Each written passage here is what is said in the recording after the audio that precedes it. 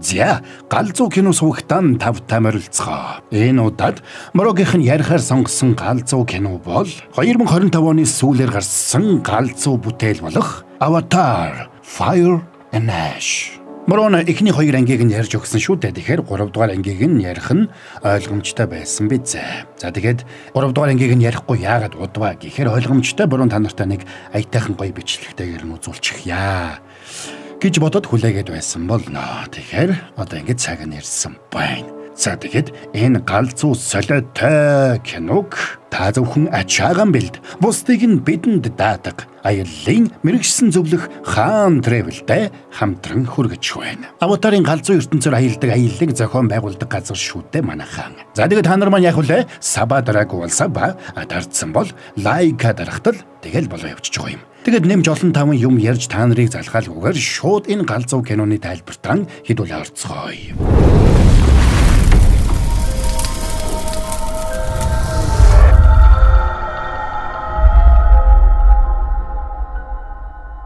За Джейк Салигийн хөвгүүд болох Нета Ям Лок 2 өөрөөрийнхөө экраныг унаад эрх чөлөөтэй нисж байгаагаар кино эхэлнэ.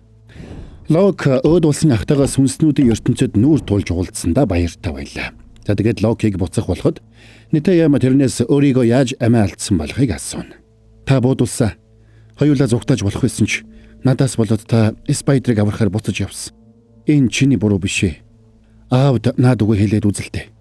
Би тушаал дагаагүйгээс болоод дайснуудад баригдсан. Дүү минь чи угаасаа л ийм хүн шүү дээ. Хайртай шүү хаа. За явцгаая. Лок ахынхаа үхэлд өөрийгөө буруутгахсаар байж тэр үлдсэн амьдралынхаа туршид үүнд харамсаж амьдрна гэж бодож байлаа. Тэднийг ингээд сүнсний ертөнцтэй холбогдож байх зур эрэг дээр Кири урамгүйхэн сууж байна. Учир нь Кириг тэр нэг удаа таталт өгснөөс хойш сүнсний ертөнцтэй холбогдохыг хориглосон байлаа. Спайдераа тэрний сэтгэл санааг сэргээх гэж байдгаараа оролдоно. Том хүүгээ алдсан нейтрийг харуусаж гашуудсаар байна. Үзэн ядалтын галнаас харуусал гашуудлын үнсэл үлдэнэ гэж навичууд ярьдаг байлаа. Тиймээс тэр энэ уй гашууг үзэн ядалт болгож хувирахгүй хийж байна. Зарим нөгөө талд Манжейк Сали зогсоо зайгүй ажиллаж өөрийгөө сатааруулна. Тэр живсэн хөлгөөс зэр зэвсэгнүүдийг цуглуулж шаардлагатай үед ашиглахаар нөөцөлж байлаа. Локч Цэрэягийн тусламжтайгаар далайн гүнд шумбаж аавдаа туслахыг хийж байна. Тэгсэн тэднийг ингээд далайн ёроолоос их хэмжээний зэвсэг авчирч хугаад Медкайна омгийн навичууд бидүүхэндээ болгоомжилж байлаа. Бараг л шинээрээ жаахан тасалчхад асуудалгүй ажиллана. Энэ бол навичуудын арга зам биш ээ, Джейк Сали. Төмөр зэвсгийг бид хоригддаг. Төмөр зэвсэгт хүрэх төдийд зүрхийг хордуулдаг. Эва биднийг хамгаална. Гашуудлын үе дуусаагүй байна. Чи ийм юм цуглуулж суухын оронд гэрийн хинтэйгээ хамт байгаач. Миний хөвөг дэдстэйгээ хамт энэ дусан дор үрдүүлсэн.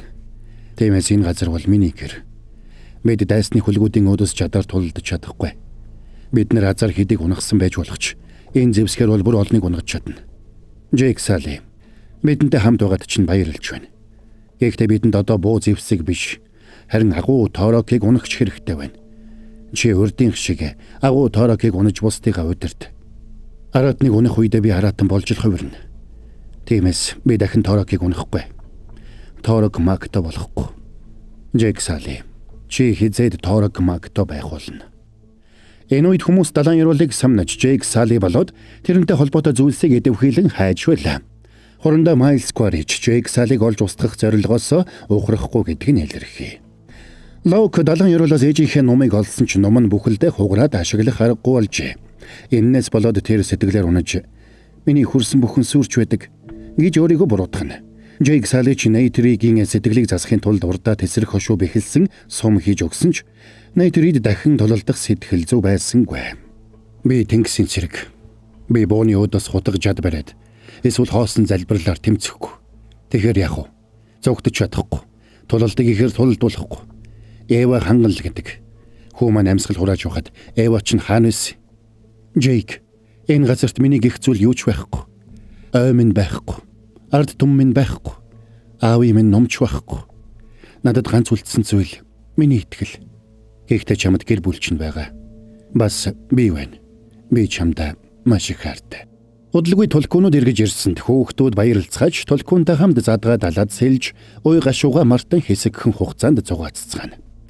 Тэгсэн тэр оройн Спайдрыг унтаж байхад хүчил төрөгчийн багны батарей дуусаж, Спайдер амьсгалах аргагүй болсонд бүгдээрээ сандралдацгааж арайхийн амжиж багийг нь сольж өглөө.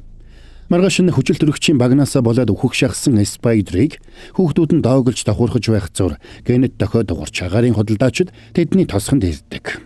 Мэд Кайна омгийн наавичууд ч тэднийг баярлан угтацгааж 8 арилжаа хийцгэнэ. Энэ үед Джек Салыг хүүхдүүдэд цуглуулад нэг зүйлийг хэлнэ. Ээж бид хоёр ч нэг зүйлийг шийдсэн. Спайдрыг хүмүүс рүү буцаах ёстой. Агаарын худалдаачид чамайг хүргэж өгнө. Ингэж болохгүй шүү дээ. Спайдрыг явуулж яах юм бэ? Спайдер, чамайг энд бидэнтэй хамт байгаасаа гэж хүсэж байна. Гэхдээ өдөр шөнөгүй багтаа байгаад байх юм бол удалгүй хүчил төрөгчийн багийн чинь батарей дуусаад чи амьсгалах аргагүй болно. Гэхдээ би энд баймаар байна. Та нар бол миний мэдих цорын ганц гэр бүл. Өөр арга байхгүй гэж юу? Энэ хэтэрхий хэрсэлтэй. Нэг батарей дуусахад л чи өвхөн. Тэр өөрийнхөнтэйгөө байх ёстой. Өөрийнх нь гэдэг нь хин юм бэ? Та хүмүүсийг хэтэрхий үзэн яддаг болохоор л тэрнийг явуулах гэдэг юм биш үү? Би гоё. Энд би ямар ч асуудал тарихгүй. Ааваа гоё. Спайдер энэ гэр бүлийн гишүүн штэ. Тэр хизээч энэ гэр бүлийн жинхэнэ гишүүн болохгүй. Энэ ардчлал биш ээ. Шийдвэр нэгэнд гарсан. Ингээд хүүхдүүд нь эрс эсэргүүцэж байсан учраас Найтери Джек хоёр Спайдрыг гэр бүлээрээ хамтдаа лаборатори руу хүргэж өгөх саналыг гаргалаа. Энэ нь гэр бүлийн адал явдалтай аялал байх болно гэж ятгсанд хүүхдүүдэд зөвшөөрцгөнө. Тэгсэн агаарын худалдаачдын тэргүүн тэднийг бүгдийг нь авч явахыг хүсэхгүй байлаа. Тэд ямар ч дайн тулааны үед төвийг сахидаг учраас Джек Салыг аваад явах юм бол цуваа нь эрсдэлд орно гэж тэр бодож байлаа. Тэгсэн Джек тэднийг ятгаж зөвхөн хүүхдүүдээ хөлөг дээр нь байлгана. Өөрсдөө цувааг дагаж хамгаалалтын үүрэг гүйцэтгэнэ гэж хэлсэнтэй худалдаачдын тэргүүн зөвшөөрөөд тэднийг авч явна. За ингээд худалдаачид даруулаа босгож агаар төхөөрлөө. Шөнө болоход хүүхдүүд хөлөг дээр дуулж бүжиглэн хөгжилдөж байсан бол Джек Салыг хөлгийг дагаж нисээд бүхнийг анхааралтай ажиглана. Маргааш нь Лок Джектэй уулзаад хамт эргүүлд гарахдаа буу авч явж болох хэсгийг асуусан ч Джек зөвшөөрсөнгүй. Тэрнийг холбоогоо мартаж явсныг нь сануулад ганц холбоо маллаж чадахгүй байж буу барина гэж байхгүй гэж хатуурхна. Энэ үед хурандаа Майлс болон тэрний залуус агаарын худалдаачдын хөлгийг анхааралтай ажиглаж тэдэнтэй хамт Джек Салигийн гэр бүлийнхэн явааг олж тогтоолоо. Тэгээд тэднийг гиндүүлж давталхоор бэлтгэж эхэлнэ.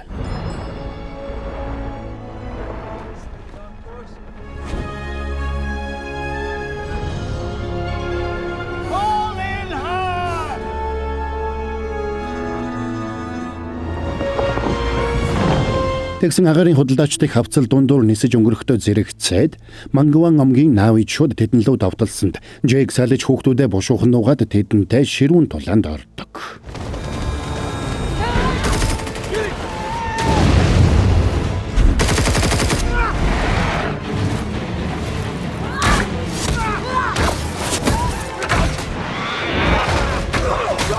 Спайдер, эндэ байж байгаарай. Би яваад ирье. Хөөе, чи энд байх ёстой шүү дээ.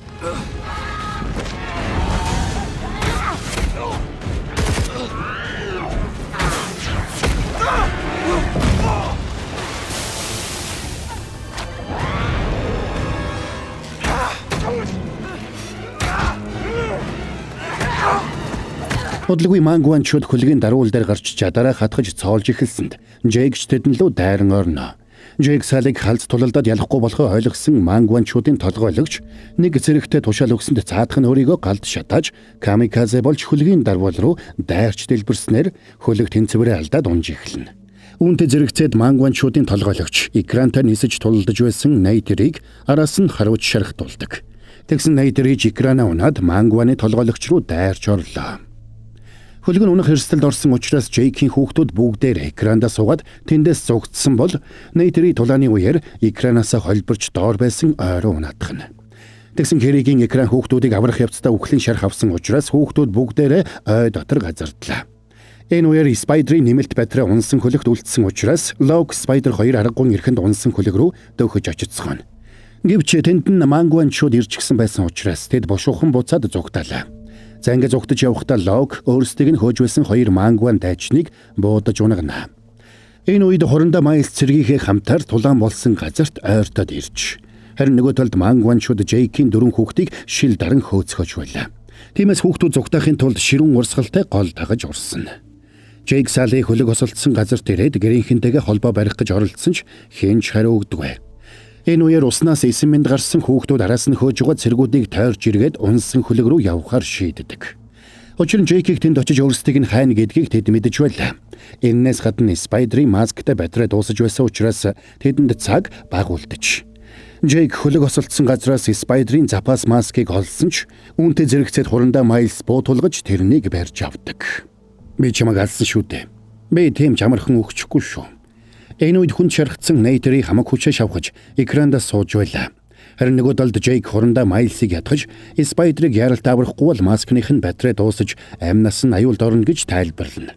Тэгсэн хурандаа Майлз тэрнийг дагаад хүүхдүүдийн хойноос явцгаана. Хүүхдүүд унсан хөлөг рүү очихоор яарч байсан ч Спайдерийн маскны батраа дуусч байсан учраас хурдан явах аргагүй байлаа. Гэтэл Кэри гинэд замын дунд зогсчлоо. Тэгээд Спайдерыг яралтай газар тавихыг тушаана. Тэгээд Кэри газарт байсан үндэстэй холбогдоод агаарт нисэж явсан нэг гэрэлт шавжны хэсгийг тасдаж авч Спайдерийн ам руу хийлээ.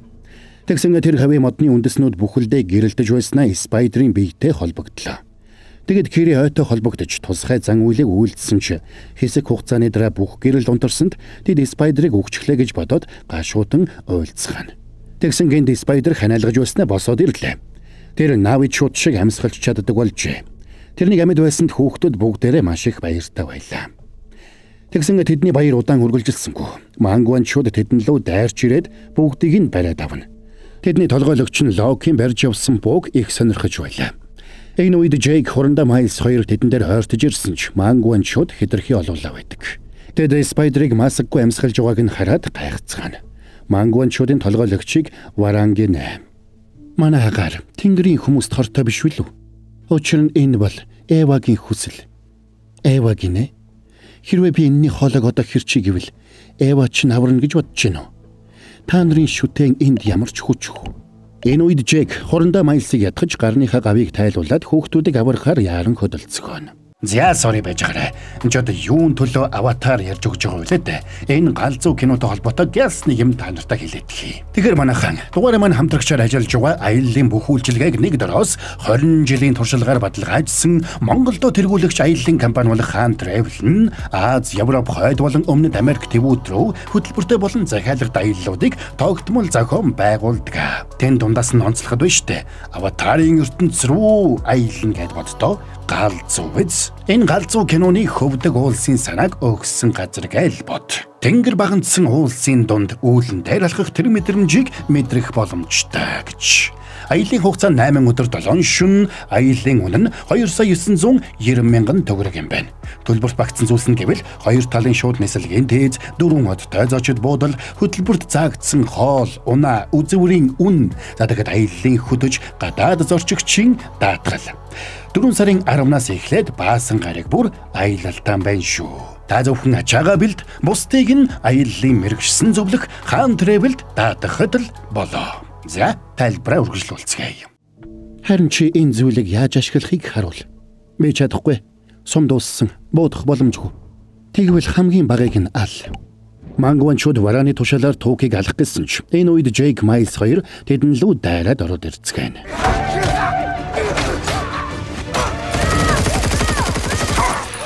Тэгсэн варан хурандаа Майлзыг гиндүүлж үсээрээ холбогдсонд Майлз хөдөлж чадхаа болоод тэрний эрхшилд орлоо.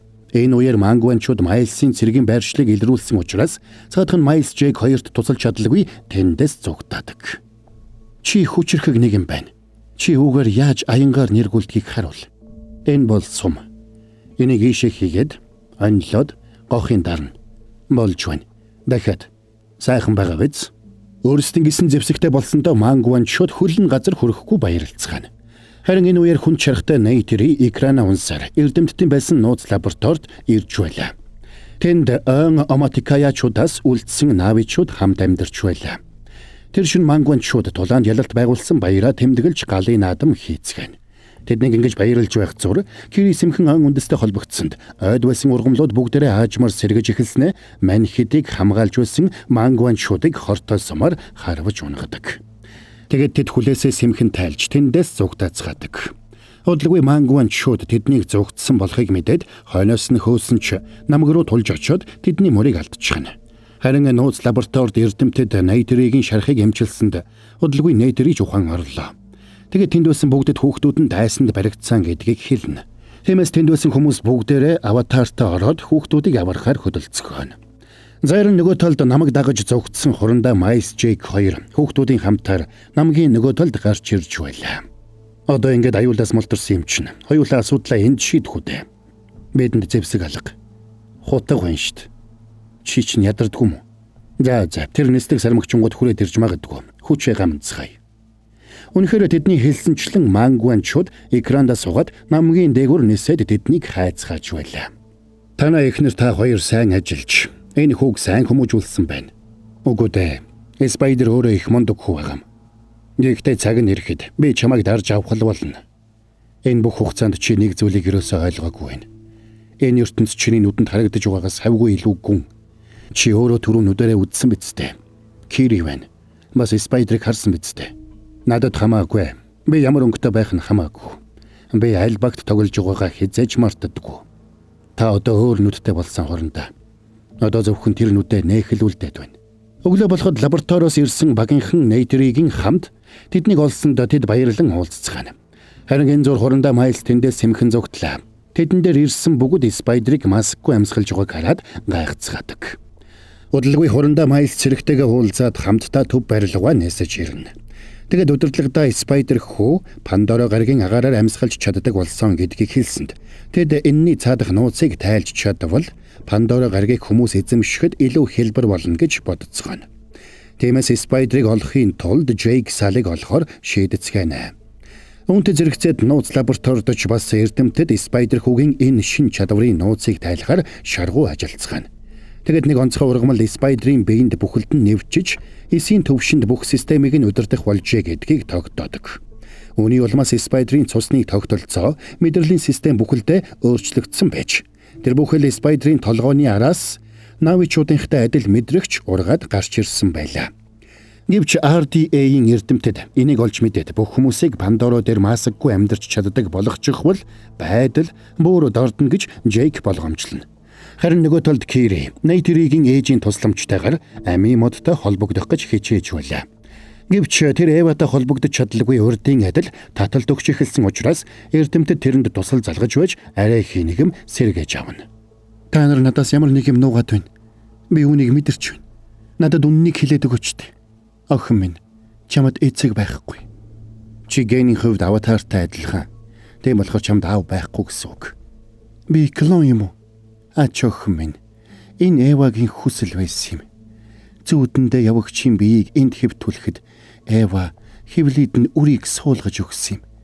Тийм болохоор чи Эвагийн хүүхэд. Кири энэ тайлбарт сэтгэл хангалуун байсангүй. Хэрвээ тэр тийм чухал юм бол Эва яагаад өөртөө холбогдохгүй байгаад тэр гайхаж байлаа. Эрдэмтэд тэрнийг Эватай холбогдож чадахгүй байгаа нь нэг төрлийн хамгаалтын систем шиг холбогдох гэж хичээх тусам улам илүү эсэргүүцдэг гэж тайлбарласанд Нейтери тэдний яриаг таслана. Эва чамд замыг бэлдсэн байгаа. Хэдийгээр тэр зам нууцлагдсан боловч чи тэр замыг олж чадна. Үгүй. Чи холбогдох гэж оролдохоо болох хэрэгтэй. Чи амиач алдаж болно штэ. Усан дор ийм зүйл болвол үхэгч нь гарцаагүй. Үүний хажуугаар Спайдерыг Пандорогийн агаараар амьсгалж чаддаг болсонд Нейтери их болгоомжилж байлаа. Тиймээс бусад хүмүүсийг Спайдер шиг чадвартай болохоос өмнө тэрнийг алах хэрэгтэй гэж бодож байсан бол Джейк тэрнийг алахаас эрс татгалздаг. Энэ үеэр RDA-тэй гэрээтэй ажилдаг тулкууны анчид задгай далаад тулкуун агнж байлаа. Удалгүй Джейк гэр бүлтэйгээ эргээд Медкианачууд дээр ирлээ. Тэгэд омгийн өдөртөгч Тонавари Джейктэй уулзаж тулкууны анчидтай яаж тэмцэх талаар зөвлөлдөнө. Харин нөгөө талд Тонаваригийн эхнэр Медкианачуудын удган Ронал Кириг яаж юм онцгой зүйл хийж чадсаныг гайхан Нейтеригээс асууж байлаа. Гэвч тэр хоёр хоорондоо таарамж муутай хэвээрэл. Орой болоход тулкууны сүргийн толгойлогч их тулкуун Медкианачуудтай уулзаж Лоукийн найз тулкуун Паяканыг хэрхэх талаар зөвлөддөг. Тулкуунчууд хэн нэгэнтэй тулалдаж тэмцэлтгийг хатуу хоригдогч Паякан дахин харийнхны хөлөг рүү дайрсан байж. Энэс болоод сүрэгтэн ноцтой аюул учирсан гэж их тулкуун үзэж байлаа. Үүнээс гадна Паяканы нөлөөгөөр залуу тулкуунууд илүү түрэмгий зантай болж байна гэж тэд үзэж байлаа. Тиймээс тэд Паяканыг хизээч эргэж ирэхээргүй алс голын газар руу цөлөхөөр шийдсэн байжээ. За ингээд харахгүй байдалд орсон Паякан тэндээс алс голын газар руу явдаг. Энийг харсан Лоук уурлаад "Тэр бидний төлөө тэмцсэн. Тэр таны охины амийг аварсан. Та нар Паяканд ингэж хандаж болохгүй гэж хэлсэн чи ямар ч нэмэр болсонгүй. Үүнд нь Медкианачууд дургуутсаж байгааг ойлгосон Жейк гэж бушуухан Локиг дагуулад тэндээс холдно. Бид дайтаж байна. Чи ойлгож байна уу? Хэрвээ чи тушаал зурчих юм бол үр дүнд нь хүмүүс үгдэх юм. Тиймээс Паякан тэнд тушаал зурчууд залуу төлкөөнүүдэд муугар нөлөөлөд байж болохгүй. Та тэрнийг яваасаа гэж хүссэн болохоор тэрнийг өмөрөөгүй үсттэй. Тэр чинь яг л чам шиг сахилга батгүй. Чи анханасаа тэрэн лөө очоогүй байсан бол ийм зүйл болохгүй байх байсан. Хэрвээ чи тушаал зурчоогүй бол ах чинь тэр чинь миний буруу биш. Миний буруу биш. Гомцон Локиг явахад санаан зовсон Нейтэрэй Жейктэй уулзаж Лок руу очихыг ятгсан ч Жейк тэрнтэй уулзахыг хүссэнгүй. Чи тэрэн лөө очихгүй бол дахиад нэг хүүгээ алдна. Болсон бүхэнд Лок буруугүй. Чи гэр бүлээ хамгаалж чадна гэж энд ирсэн биз дээ. Тэгээд одоо би бүхний буруутан болж байгаа юм уу? Миний гаргасан шийдвэр бүхэн буруу болж таарсан уу? Би хүүгээ алжчихсан болж таарч байна уу? Бид энд ирээгүй бол тэр ягаан арист хүүг хамгаалах гэж оролдоогүй бол ийм зүйл болохгүй байх байсан. Хэрвээ би гэр бүлээ эсвэл тэр хүүгийн аль нэгийг сонгох ёстой болвол би тэр ягаан аристыг эргэлзээгүй алах байсан. Би тэрнийг яг одоо очиод алчихъя. Хөөе. Бол ингэж болохгүй. Чи өмнө нэг удаа гэр бүлээ хойш тавьж ягаан арист намайг сонгож байснаа санаж гинэ. Чи ингэж амьдарч болохгүй. Үзэн ядалтандаа автаж болохгүй. Би ягаан аристнуудыг бүгдийг нь үзэн ядчихна. Тэдний оюун санаанд угаад солиорлыг үзэн ядаж байна. Тэгвэл би ч дотроо хүн гэдгийг мартаагүй үстэй. Тэгвэл намайг ч бас үзэн ядж байгаа юм уу? Харийнхэн шиг гар хуруутай гэд хүүхдүүдээ бас үзэн ядах уу? Тэднийг алдаа гаргах бүрдэн. Тэднийг бусдаас өөр байх бүрдэн үзэн ядсаар байх юм уу? Учир нь тэдний дотор ч бас хүн байгаа шүү дээ.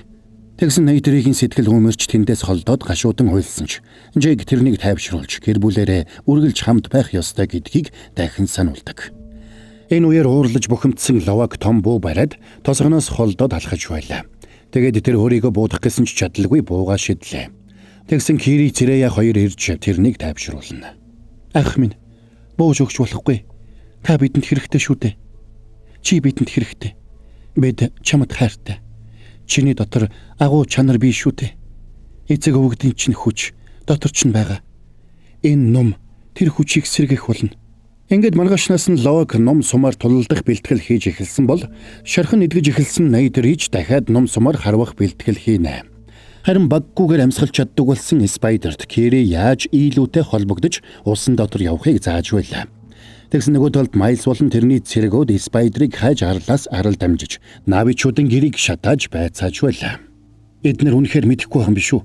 Эднэр мэдж байгаа. Зүгээр л хэлэхгүй байгаа юм. Надад өөр нэг төлөвлөгөө байна. Гэхдээ нэлээд цочор төлөвлөгөө. За тэгээд Майлз галтуулын лав урсаж байгаа ууланд очиод Мангуанчууд дээр очно. Задуулан тэрнийг барьж аваад шууд өөрсдийн удирдагч Варан дээр аваачлаа. Варанч тэрнийг ирсэнд баяртай байна. Учир нь Майлз тэрэнд цүнх дүүрэн буу авчирсан байлаа. Би чамд хүссэн хэмжээгээр чинь өгч чадна. Чамайг хэн гэдэг вэ? Хорондоо Майлз Кварич. Харин над юмараа надад дахиж хүрвэл би чамайг алчих шүү. Чи хэнийг ч алж чадахгүй. Санал нийлэхгүй байна. Энийг унаг. Энэ үед мэрэгэн будагч Майлзын заасан наавыг буудаж унаглаа. Ингээд Майлзыг хамаагүй оролдож болохгүйг ойлгосон Варан тэрнийг дагуулад гэртээ орлоо. Чи өөр шигэ өөр нэг тэнгэрийн хүнийг хайж байгаа гэлөө. Хайж байгаа нүн. Гэхдээ тэр надаас өөр. Тэр бол урвагч. Тэгвэл тэр үхэх ёстой юм байна. Би тэр хүнийг олоход чинь тусалж чадна. Бас чиний хайж байгаа өөр нэг хүнийг ч олж өгч чадна. Гэхдээ эхлээд би чиний сэтгэл рүү өнгийж харах хэрэгтэй байна. Битгий хөдөл. Тэгээд тэр Майлзын хамрал руу нэг нунтаг үлээж оруулсанд Майлз тэр дороо манраад газар дундаг.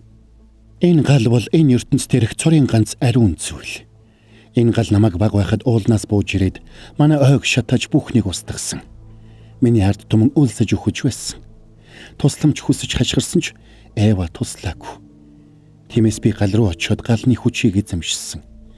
Би бол гал. Миний гараар миний ард түмэн эргэн хүчрхэгжинэ. Эва биднээс нүур буруулсан учраас бид тэрнээс нүур буруулсан. Бид сул дорой Эвагийн сул дорой хүүхдүүдтэй холбогддоггүй.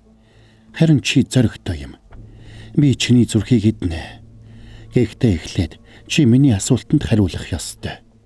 Чи яагаад энд ирсэн юм бэ? Би чиний төлөө ирсэн. Надад үйлчлэхээр үү?